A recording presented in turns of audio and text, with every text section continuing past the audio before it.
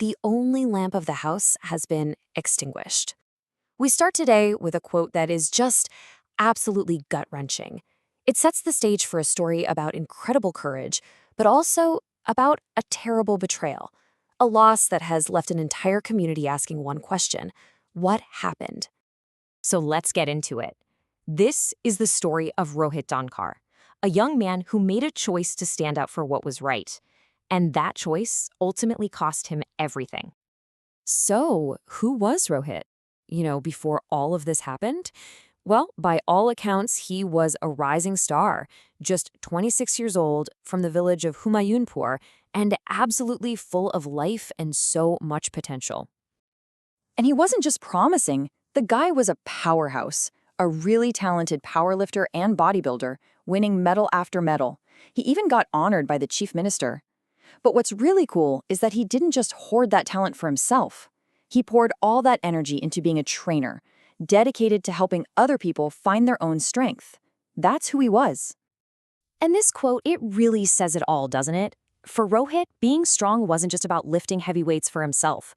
His real joy, his true happiness, came from empowering other people and watching them get fit.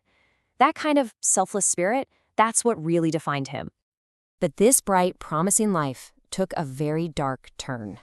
It all happened at a wedding in a village called Tigdana. Rohit was there with someone he knew, a guy named Jatin, and they had no idea how tragically that night was about to end.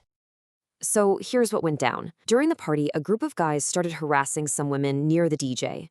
And you know how these things can go. A lot of people just stood there, watching. But not Rohit. He couldn't just stand by.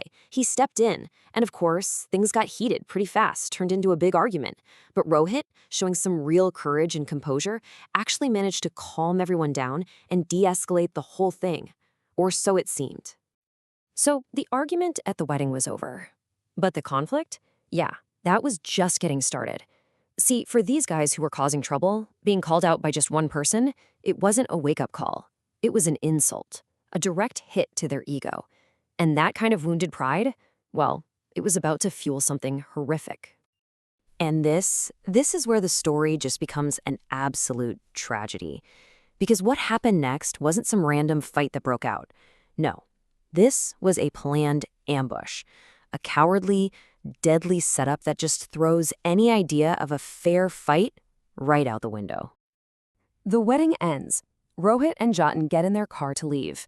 And that's when it happens. They're ambushed by a huge group of men just waiting for them. They hit the gas, try to speed away, but their path is blocked. A railway gate is closed. It was a perfect trap. Before they knew it, they were completely boxed in, surrounded by 3 or 4 cars packed with these guys. Just think about that for a second. The sheer number is staggering. We're talking 20 to 25 attackers. Rohit was suddenly facing down a mob, all because their pride got hurt. And in that moment, that one critical, terrifying moment, you see 2 very different people. You have Rohit, all by himself, no weapon, and he stands his ground. He fights back. And then you have Jatin, the guy he was with. What did he do? According to reports, he ran. He just left Rohit there to face that mob completely alone. Look, Rohit was strong. He had immense courage, but the odds, they were just impossible. One man against more than 20. He fought with every ounce of strength he had, but in the end, he was overpowered. They beat him brutally and just left him there. The physical attack was over, but for Rohit's family, for his whole community, a different kind of ordeal was just beginning. The search for the truth. And man, there were so many troubling questions that just didn't add up. So after the attackers took off, Jatin apparently came back and got Rohit to the hospital. But after a long, painful struggle, Rohit succumbed to his injuries the next morning.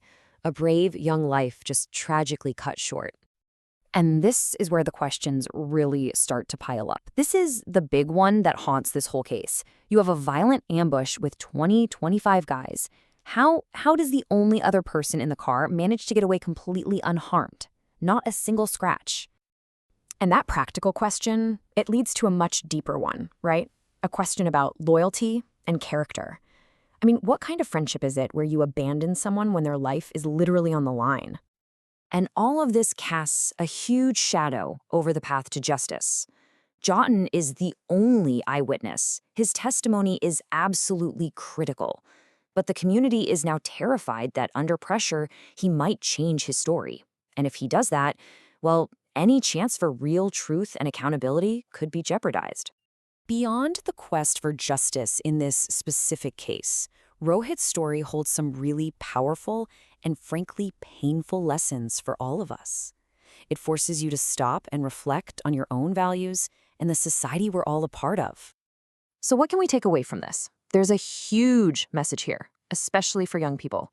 First, choose your friends wisely, because true friendship isn't tested in the good times. It's tested in moments of crisis. It's also a stark warning against the cowardice of mob mentality.